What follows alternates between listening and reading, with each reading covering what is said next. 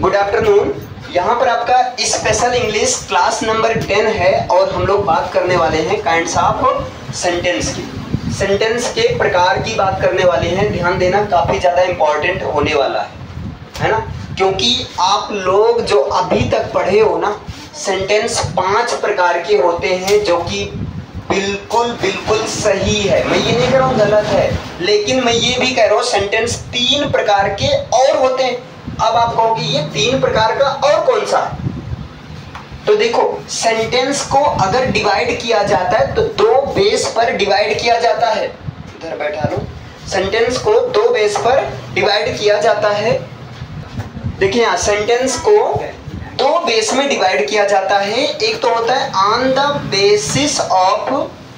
Basis of meaning. एक तो meaning के बेस पर होता है और एक होता है on the basis of structure. एक होता है आपका स्ट्रक्चर के बेस पर होता है।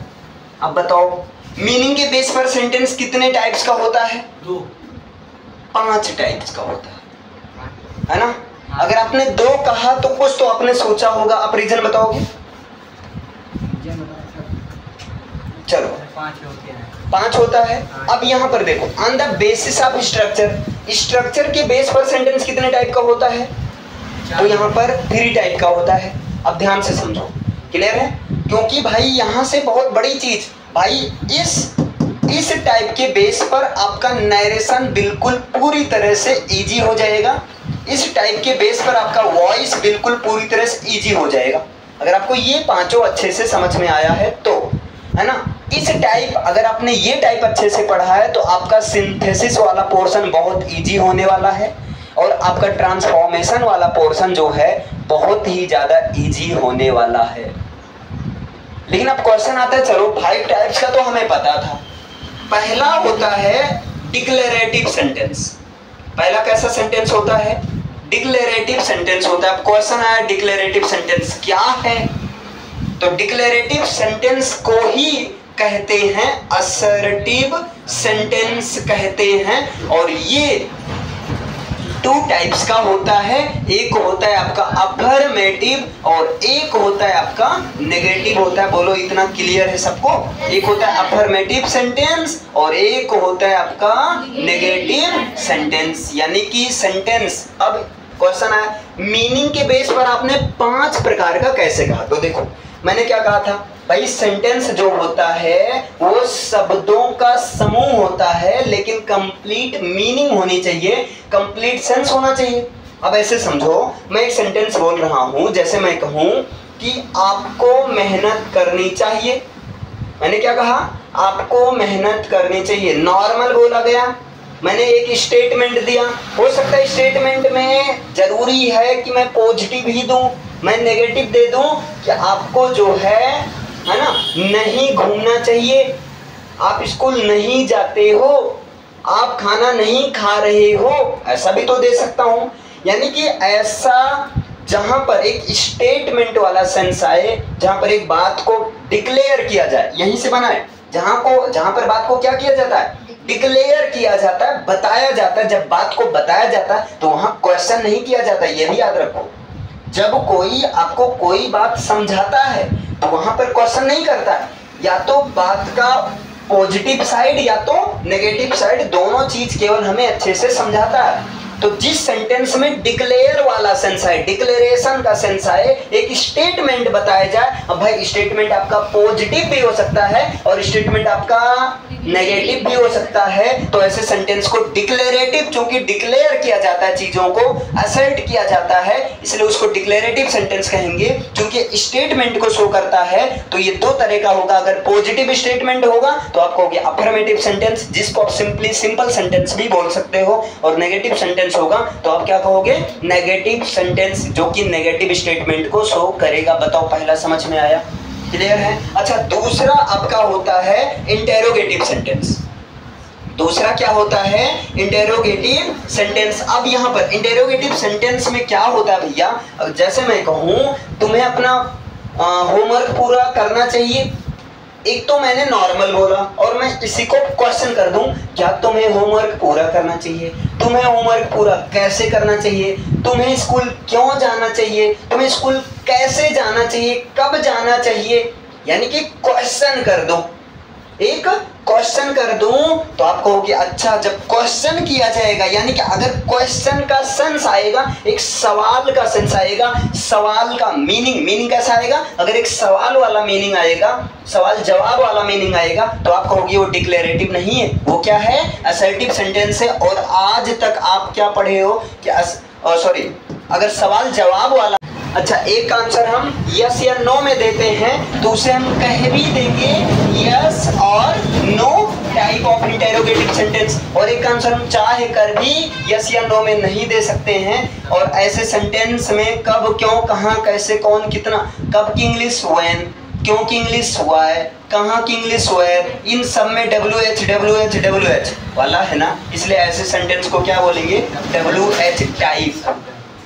इसमें जैसे कि क्वेश्चन वर्ड भी तो लगा सकते हैं। बिल्कुल लगा सकते हैं, ये सारा क्वेश्चन वर्ड ही है, इसको आप ये बोल सकते हो क्वेश्चन वर्ड टाइप सेंटेंस, ये भी बोल सकते हैं। में इफ का भी प्रयोग तो कर सकते हैं। हाँ, वो आपका किस में आता है, डायरेक्ट इनडायरेक्ट में आता है, वहां भी आएंगे। क्लियर है, अभी इतना समझ में। अच्छा एक चीज और आता है, एक और आता है, खाना खाओगी ना, स्कूल चलोगी ना, समझ में आया ना, पढ़ रहे हो ना, सुन रहे हो ना, ये जो हुकारी टाइप का सेंटेंस होता है इसको कहते हैं, पता है क्या कहते हैं, क्वेश्चन टैग कहते हैं। इसको क्या कहते हैं, क्वेश्चन टैग, जहां पर टैग के माध्यम से हम लोग जो क्वेश्चन करते हैं ना, यस या नो टाइप नहीं करते हैं, WH टाइप नहीं करते हैं, ज्यादा टैग वाला यूज करते हैं।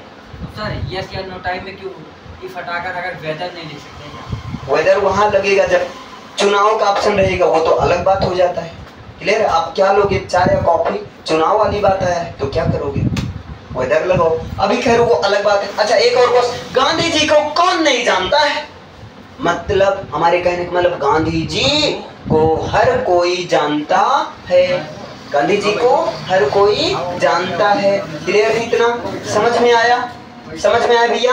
अब देखो ऐसा सेंटेंस जहां पर आप वहीं बाहर बैठो, वहीं पर बैठो, वहां बैठो, अभी आ रही है मैम, यहां पर देखो ऐसा सेंटेंस जहां पर क्या होता है भैया, क्या होता है, जहां पर ऐसा कुछ स्टेटमेंट आया है जिसको एक क्वेश्चन के फॉर्म में जोर देने के लिए कहा जाता है, उसको रेटोरिकल टाइप क्वेश्चन कहते हैं। खैर आपको ये दोनों नहीं पढ़ना है, आपको दो ही पढ़ना है, लेकिन ये याद रखो।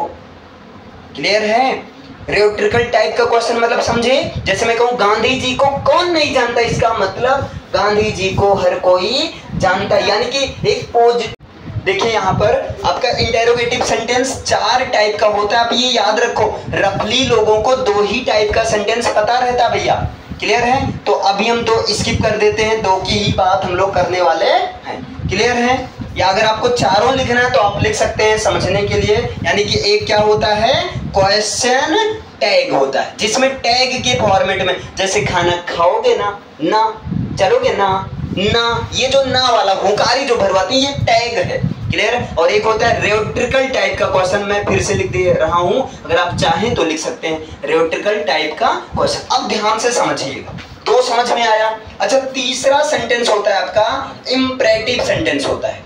तीसरा सेंटेंस कैसा होता है, तो आप कहोगे तीसरा सेंटेंस जो होता है इंपरेटिव सेंटेंस होता है। और इंपरेटिव सेंटेंस वो होता है जो कि है ना, जिसमें ऑर्डर का सेंस आता है, जिसमें रिक्वेस्ट का सेंस आता है ना, जिसमें वार्न धमकी का सेंस आता है, या जिसमें जो है और किसका सेंस आता है, एक एडवाइस का सेंस आता है ना, वो सब क्या होते हैं, वो सब होते हैं आपके इंपरेटिव सेंटेंस। इसमें क्या रहता है, सब्जेक्ट गायब रहता है। जैसे मैं कहूं बैठ जाओ, इसका मतलब, मेरे कहने का मतलब तुम बैठ जाओ, आप बैठ जाओ, तो तुम या आप यानी कि सब्जेक्ट यू होता है, वो भी छिपा रहता है। क्लियर है, इसके बाद में जो होता है आपका क्या होता है, ऑप्टेटिव सेंटेंस होता है। क्या होता है, ऑप्टेटिव सेंटेंस होता है। और ऑप्टेटिव सेंटेंस वो होता है जो कि कर्स को, यानी कि बद्दुआ, ठीक है, जो कि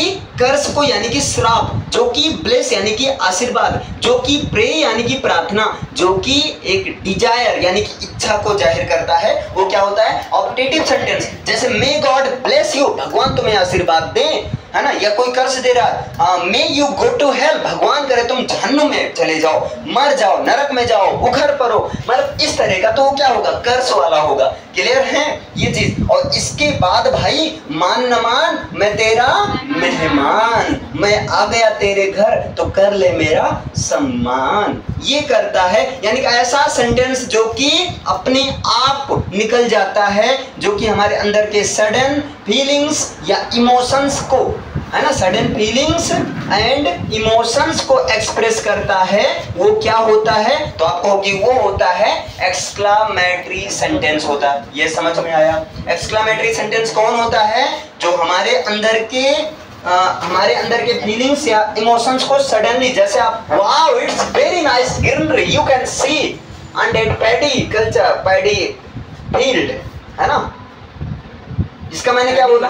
पैडी का मतलब धान के खेत में आप देख सकते हैं कितनी अच्छी हरियाली है। तो इसका मतलब कुछ ऐसा सेंटेंस या कुछ ऐसा चीज जो कि एक सेंटेंस के फॉर्म में अपने आप निकल जाता है, वो क्या होता है? आपका एक्सक्लामेटरी सेंटेंस होता है।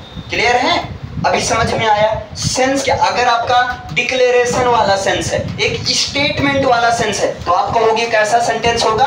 डिक्लेरेटिव सेंटेंस होगा, यानी कि अफर्मेटिव या नेगेटिव टाइप का होता है, असर्टिव सेंटेंस होगा। अगर आपका इंटेरोगेटिव सेंटेंस है ना, तब वो फोर टाइप का होगा जो क्वेश्चन शो करेगा। इंटेरोगेटिव सेंटेंस का मतलब जो कि क्वेश्चन को एक्सप्रेस करता है या क्वेश्चन को शो करता है, यानी कि क्वेश्चन शोइंग सेंटेंस। क्लियर है? वो होगा आपका इंटेरोगेटिव सेंटेंस, यस या नो टाइप, WH टाइप या question word type, question tag या रेटोरिकल टाइप, 4 तरह का होता है। इंपरेटिव सेंटेंस जो कि एडवाइस और, अच्छा एक चीज और है, हिंदी में कैसे पहचानोगे?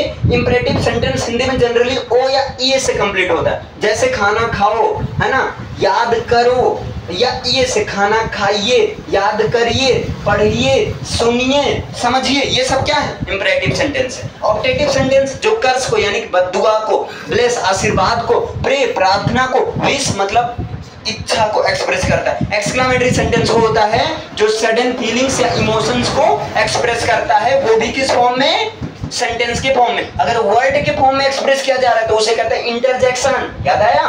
वर्ड के फॉर्म में एक्सप्रेस किया जाएगा, जैसे ओ शिट, ये क्या है? इंटरजेक्शन। ओ शिट यार, I forgot my work to complete.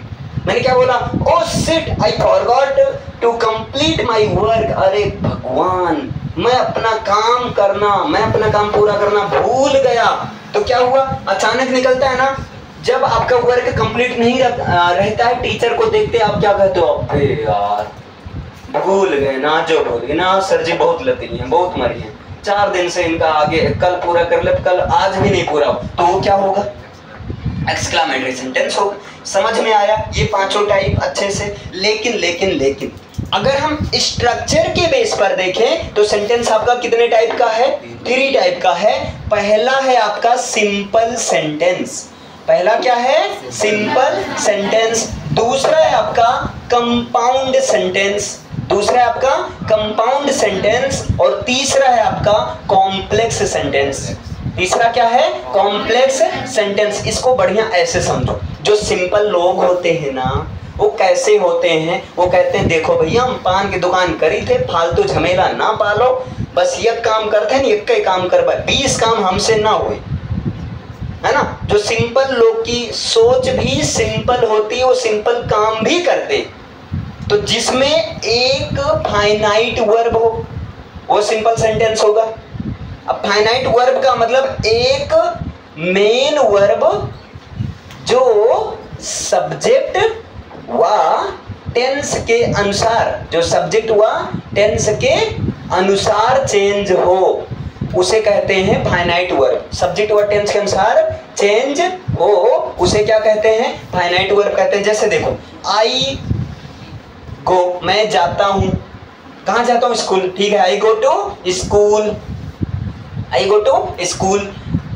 After eating, खाने के बाद, मैं खाने के बाद स्कूल जाता हूं। आप करो नहीं नहीं, मैं थोड़ी जाता हूँ, वह जाता है। अच्छा ठीक है, ही गोज टू स्कूल, पूरा ऐसे रहेगा ना। अब देखो दोनों में अंतर है, ये गो था, आई के साथ गो हुआ।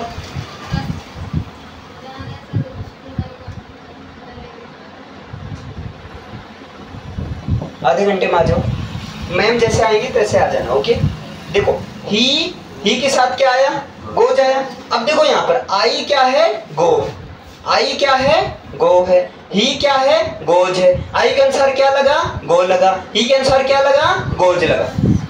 तो ये गो जो चेंज हो रहा है ना सब्जेक्ट के अनुसार, मैं टेंस चेंज कर दूं। मैंने कहा मैं स्कूल गया, खाने के बाद मैं स्कूल गया, तो आप क्या कहोगे, अरे सर जी आई वेंट कर दो, क्या कर दो भाई, आई वेंट। तो देखो ये चेंज कर रहा है अपने रूप को, मतलब आप, ये फाइनाइट वर्ब है कि नहीं, लेकिन क्या इसके ऊपर कोई फर्क पड़ रहा है, ईटिंग पर, सब जगह ईटिंग है, तो ये नॉन फाइनाइट वर्ब है। तो समझ में आया। सिंपल सेंटेंस वो होता है जिसमें एक ही फाइनाइट वर्ब हो।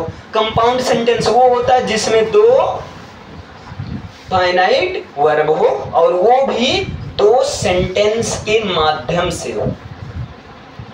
मतलब दो फाइनाइट वर्ब हो, दो सेंटेंस के माध्यम से हो, और दोनों सेंटेंस क्या हो, अपने आप में मेन सेंटेंस के फॉर्मेट में।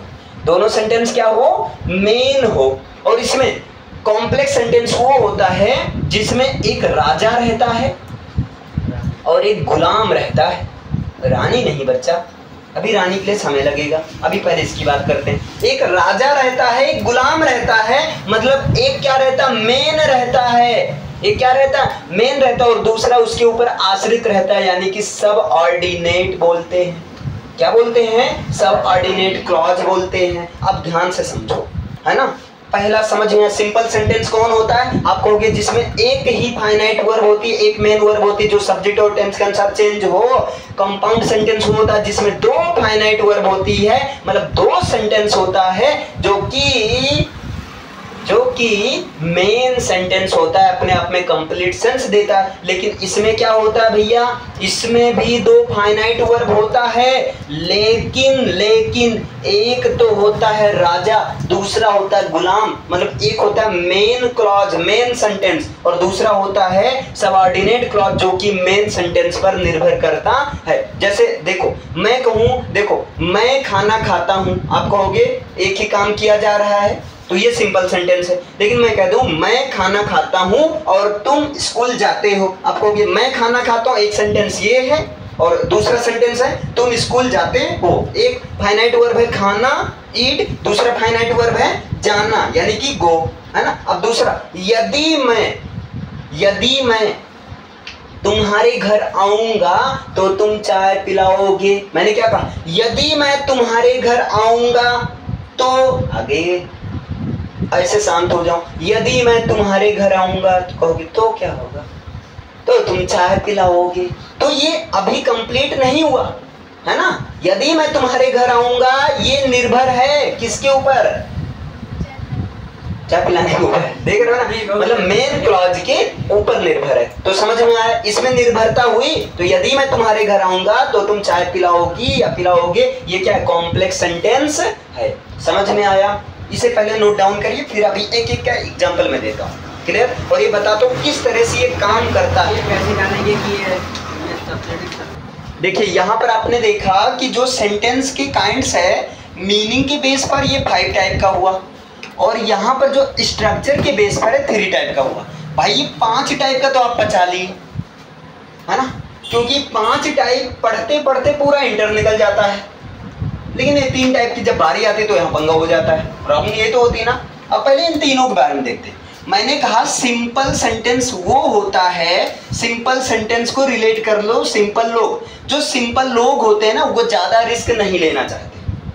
वो कहते हैं भैया हम तो एक ही काम करेंगे, अगर हम चाट बेच रहे हैं तो जिंदगी भर हम चाट ही बेचेंगे, बस। तो ऐसे समझो सिंपल सेंटेंस में जो मेन काम होगा, जो मेन वर्ब होगा एक ही होगा, लेकिन ये ऐसा मेन वर्ब होता है, कैसा मेन वर्ब होता है, इस प्रकार का मेन वर्ब होता है, ये भैया बदलने वाला होता है, बहुरूपिया होता है। सब्जेक्ट के अनुसार बदल जाएगा, और किसके अनुसार बदल जाएगा, सब्जेक्ट व टेंस के अनुसार सब्जेक्ट हुआ टेंस के अनुसार बदलने वाला रहेगा, बदलने वाला होगा। तो जिसमें एक ही फाइनाइट वर्ब हो उसे कहते हैं सिंपल सेंटेंस। आप कहोगे नहीं पचा, आओ पचाते हैं, पानी के साथ पिलाते हैं। जैसे अगर मैं कहूं, अभी I repeat my sentence again, मैं कहूं आई गो टू स्कूल, मैं स्कूल जाता हूं आफ्टर ईटिंग, खाने के बाद। मैं खाने के बाद स्कूल जाता हूं। आप कह रहे हो कोई बात नहीं, मैं नहीं जाऊंगा, उसे भेज देता हूं, जाओ भैया। ही, जब ही गया तो आपने कहा अच्छा प्लूरल सब्जेक्ट के साथ वर्ब की फर्स्ट फॉर्म, तो सिंगुलर सब्जेक्ट के साथ क्या लगेगा? आप कहोगे फर्स्ट फॉर्म में एस या ई एस। क्लियर है? अच्छा, ही गोज टू स्कूल, और यहां पर तो भैया आफ्टर ईटिंग ही रहेगा। क्या यहाँ चेंज होगा? ना, पाप नहीं करने को बताया जा रहा है। रुको तो सही, अरे रुको तो सही, रुको रुको भाई, सारी कहानी बताई जाएगी। ये देखो यहाँ सब्जेक्ट प्लूरल है, तो प्लूरल सब्जेक्ट के साथ आपने क्या किया? वर्ब की फर्स्ट फॉर्म। सिंगुलर सब्जेक्ट के साथ आपने क्या किया? ऐसे ही यस लगाया। अगर मैं टेंस ही चेंज कर दूं, मैं कह दूं भैया मैं खाने के बाद स्कूल गया, तो क्या होगा? आई आप कहोगे वेंट हो जाएगा, वर्ब की second form, I went to school, और यहाँ पर आफ्टर ईटिंग, आफ्टर ईटिंग। बताओ समझ में आया इतना? आप कह रहे हो ये जो गो है ना, यहाँ फर्स्ट फॉर्म में है, ये गोज है फर्स्ट फॉर्म में, एस है, ये वेंट है वर्ब की सेकंड फॉर्म, ये तो बदल रही है। हाँ बदल रही है, तो ये मेन ऐसी मेन वर्ब है जो कि या तो सब्जेक्ट के अनुसार या तो टेंस के अनुसार बदल रही है कि नहीं? आप करो हाँ बदल रही है। क्या ईटिंग खाना भी तो काम है? क्या ईटिंग बदल रहा है? बिल्कुल नहीं बदल रहा है। मतलब ईटिंग, क्या ईटिंग को आप बोल सकते हो वर्ब है, मेन वर्ब है? आप कहोगे बिल्कुल नहीं है, है ना? हाँ है तो वर्ब, लेकिन यहाँ एक्चुअल में वर्ब की तरह काम नहीं कर रहा है। आप कह रहे हो अच्छा ये बदल रहा है, इसका मतलब क्या होगा? ये बदल रहा है तो मेन वर्ब तो बोलेंगे नहीं। ग्रामर की लैंग्वेज में बोल दिया जाता है, जब एक सेंटेंस की लैंग्वेज में बोलेंगे तो इसको मेन वर्ब ना बोलकर इसको बोल दिया जाता है फाइनाइट वर्ब बोल दिया जाता है। तो फाइनाइट वर्ब कुछ और नहीं, कोई रॉकेट साइंस नहीं है, बल्कि फाइनाइट वर्ब का मतलब मेन वर्ब। लेकिन ऐसी मेन वर्ब, ऐसी वाली नहीं, ईटिंग वाली नहीं, ऐसी वाली मेन वर्ब जो कि सब्जेक्ट और टेंस के अनुसार बदलता रहे, वो होता है आपका फाइनाइट वर्ब। अगर हम कहें पहला क्या सिंपल सेंटेंस है? यस। दूसरा है यस। तीसरा है यस। समझ में आया? तो आप क्या, अब आपका दिमाग क्लिक कर रहा होगा आपका, अच्छा अगर ये फाइनाइट वर्ब तो ये नॉन फाइनाइट। हाँ भैया बिल्कुल उल्टा कर दो ना, बिल्कुल। ये आपका होगा कैसा वर्ब? Non finite verb. और नॉन फाइनाइट वर्ब तीन कैटेगरी होगी। एक तो आईएनजी के साथ आएगी जिसको जीरेंड बोलेंगे, एक टू के साथ आएगी जिसको इन्फिनिटिव बोलेंगे, और एक भैया पार्टिसिपल, पार्टिसिपल के साथ आएगी। और पार्टिसिपल अगेन थ्री टाइप का होता है, प्रेजेंट पार्टिसिपल, पास्ट पार्टिसिपल और परफेक्ट पार्टिसिपल। कैसे पता लगेगा? पार्टिसिपल कैसे पता चलेगा भैया? ये कैसे, इसे अब यहाँ कैसे ये पता चलेगा जीरेंड का काम कर रहा है कि पार्टिसिपल का काम कर रहा है? तो देखो जीरेंड जो होगा नाउन का काम करेगा, लेकिन पार्टिसिपल जो होता है ना वो आपका एडजेक्टिव का काम करेगा। यही मेन अंतर है। पार्टिसिपल जो होता है वो एडजेक्टिव या एडवर्ब का काम करता है, लेकिन जो जीरेंड या इन्फिनिटिव होता है वो नाउन का काम करता है, उसको हम बताएंगे। लेकिन अभी हम लोग का मेन फोकस किस पर है भैया? फाइनाइट वर्ब समझ में आया, सिंपल सेंटेंस समझ में आया क्या होता है। अब इन्हीं के भाई का नाम क्या है? आप कहोगे अच्छा कंपाउंड सेंटेंस है, इसको मिटा दूं मैं। अब यहाँ पर देखो, पहले समझो, इन सबका नोट्स के लिए टेंशन मत लो, है ना, क्योंकि यहाँ खोपड़िया में एक बार लिख लोगे ना, कहीं भी लिख सकते हो। अब भैया कंपाउंड सेंटेंस, आप जब कहीं ऑफिस में जाते हो तो वहां एक कंपाउंडर साहब बैठते, हाँ आगे गेट पर, ठीक है, बिल्कुल सही आप कह रहे हो। जब कंपाउंडर का काम क्या होता है महाराज? कस्टमर को जो कष्ट से मर रहा है, मतलब ऐसा मैं मजाक में कह रहा हूँ, है ना, जो कस्टमर है, कस्टमर का कनेक्शन किससे? कंपनी अपने करवाते हैं ना, बस यही है। तो कंपाउंड सेंटेंस में एक काम तो भैया कंपाउंडर करते हैं, मेन काम जोड़ने का, और भाई दूसरा मेन काम कंपनी करती है। दूसरा मेन काम क्या करती है? कंपनी। तो कंपाउंडर का काम क्या है? आप कहोगे कंपाउंडर का काम है दो लोग को या एक लोग को दूसरे के साथ में जोड़ देना, एक लोग को दूसरे के साथ में जोड़ देना। हाँ बिल्कुल जोड़ देना। तो मतलब कंपाउंड सेंटेंस वो होगा जिसमें दो काम होगा। हाँ भैया बिल्कुल सही है। कंपाउंड सेंटेंस वो होगा जिसमें दो फाइनाइट वर्ब होगी। हाँ बिल्कुल सही है। लेकिन दोनों फाइनाइट वर्ब ये दो मेन क्लॉज के थ्रू आएगी, दो मेन सेंटेंस के थ्रू आएगी, और बीच में कंपाउंडर साहब बैठेंगे और वो कहेंगे, और यहाँ कंपाउंडर साहब पता है कौन है? कंपाउंडर है फैन बॉयज। कंपाउंडर कौन है? Fan boys. मतलब या तो फॉर होगा, या तो एंड होगा, या तो नॉर होगा, या तो बट होगा, या तो और होगा, या तो येट होगा, या तो सो होगा। ये तो मैंने 7 बताया, 7 जन्म पार कर देंगे, 7 समुंदर पार करेंगे, बाकी हैं गोदाम, बहुत हैं कंपाउंड। क्योंकि कंपाउंड में एक आता है कोऑर्डिनेट कंजंक्शंस। ये सारे किस कैटेगरी में आते हैं? कोऑर्डिनेट कंजंक्शंस की कैटेगरी में आते हैं। जैसे मैं कहूं राम इज रिच, राम क्या है भैया? इसको हत्या कर दो, राम की हत्या कर दो। राम वाज रिच, राम अमीर था। समझ रहे हो ना? आप करो अभी अभी इज था, अब क्या हो गया? ये कैसे हो रहा है? ये टेंस के अनुसार बदल रहा है। ये किसके अनुसार बदल रहा है? टेंस के अनुसार। हम कहते हैं एंड, और जो सीता है ना वो गरीब है। Sita is rich, Sita Sita is poor, Sita गरीब है, सीता की भी हत्या कर दो, जो होगा देखा जाएगा। तो आप कहोगे एंड सीता वाज पुअर। बताओ समझ में आया? अब आप कह रहे हो अच्छा एक मेन सेंटेंस ये है। हाँ बिल्कुल है। एक मेन सेंटेंस ये है, बिल्कुल है।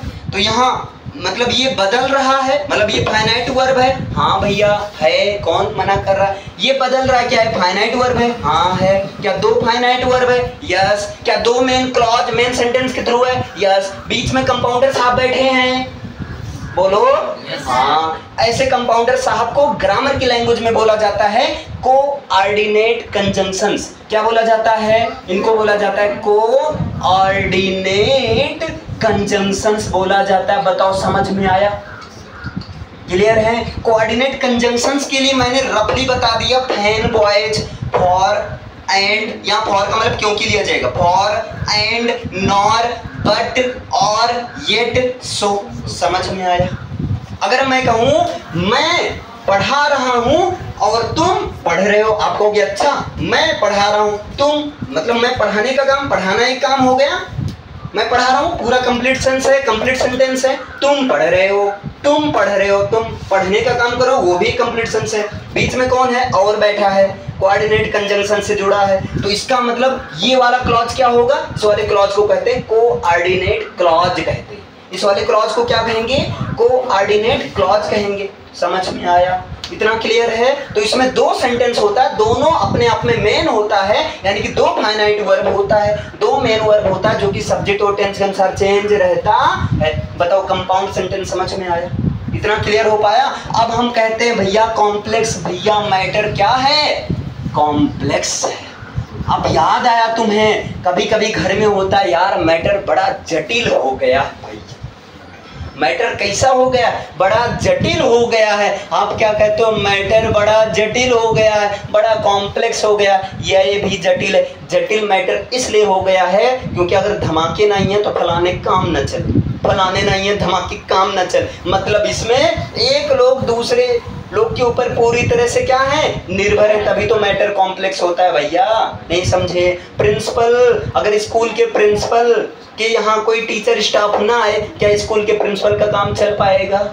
नहीं चल पाएगा। तो स्कूल के प्रिंसिपल किसके ऊपर डिपेंडेंट हैं?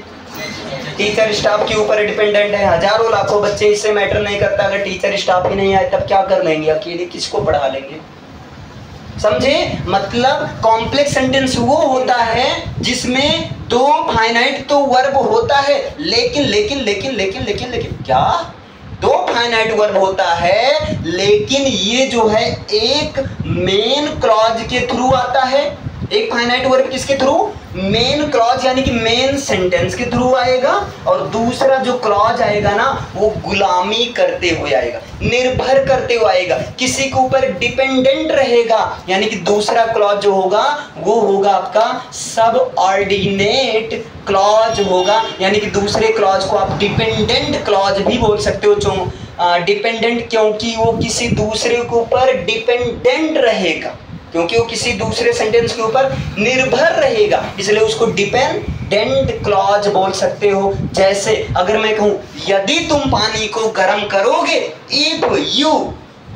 If you boils water, sorry if you boil water, अगर तुम पानी को गर्म करोगे तो वह पिघलेगा, तो वह भाप बनेगा। It converts into water vapour, it converts into, वो किस में बदल जाएगा, भाप में बदल जाएगा। आप कह रहे हो अच्छा ठीक है भैया, यदि तुम पानी को गर्म करोगे, यदि तुम पानी को गर्म करोगे तो आपका आगे का क्वेश्चन है, मतलब ये किसके ऊपर निर्भर है, आप करो ये वाला क्लॉज जो है ना, इस वाले क्लॉज पर निर्भर है। तो जो कंडीशन होगा, एक्चुअली कंडीशन वाला क्लॉज क्या होता है, कंडीशन वाला जो क्लॉज होगा वो होगा सबऑर्डिनेट क्लॉज होगा, और जो आपका ये वाला क्लॉज होगा, रिजल्ट वाला होगा, वो एक्चुअली होता है मेन क्लॉज होता है, मेन सेंटेंस होता है। इसमें कन्वर्ट्स है भैया, फाइनाइट वर्ब हुआ, इसमें बॉयल फाइनाइट वर्ब हुआ, दो फाइनाइट वर्ब है, लेकिन दोनों फाइनाइट वर्ब एक तो मेन क्लॉज मेन सेंटेंस के माध्यम से आया है और दूसरा सबऑर्डिनेट क्लॉज। जहां पर निर्भरता पाई जाए ऐसे सेंटेंस को क्या कहोगे, कॉम्प्लेक्स सेंटेंस कहोगे। समझ में आया, क्लियर है। अगर मैं सिंपल से बोलूं मैं लिखता हूं, ठीक है, कंप्लीट सेंस है, लिखना एक ही काम हो रहा है। सिंपल सेंटेंस, मैं लिखता हूं और तुम पढ़ते हो, अच्छा मैं लिखता हूं एक पूरा कंप्लीट सेंस दे रहा है, तुम पढ़ते हो एक पूरा सेंस ये दे रहा, बीच में भैया बैठा है कोऑर्डिनेट कंजंक्शंस, तो ये कौन सा है, आप कहोगे दो सेंटेंस है, दोनों मेन है, दो फाइनाइट वर्ब है, मतलब कंपाउंड सेंटेंस, बीच में कंपाउंडर साहब हैं, कोऑर्डिनेट कंजंक्शंस कहेंगे ग्रामर की लैंग्वेज में, है ना। अगर मैं पढ़ूंगा, अगर मैं पढ़ूंगा या अगर मैं पढ़ाऊंगा, अगर मैं समझाऊंगा तो तुम समझोगे, तो यहाँ निर्भरता है, मैं समझाऊंगा तभी समझोगे, तो तुम समझोगे, तुम किसी के भी द्वारा समझ सकते हो, लेकिन मैंने कंडीशन लगा दिया अगर मैं समझाऊंगा, तो जो कंडीशन रहता है वो सबऑर्डिनेट है और जो रिजल्ट रहता है वो क्या है, भाप है, मेन क्लॉज है, तो वहां क्या है, कॉम्प्लेक्स सेंटेंस। समझ में आया, क्लियर है, ओके।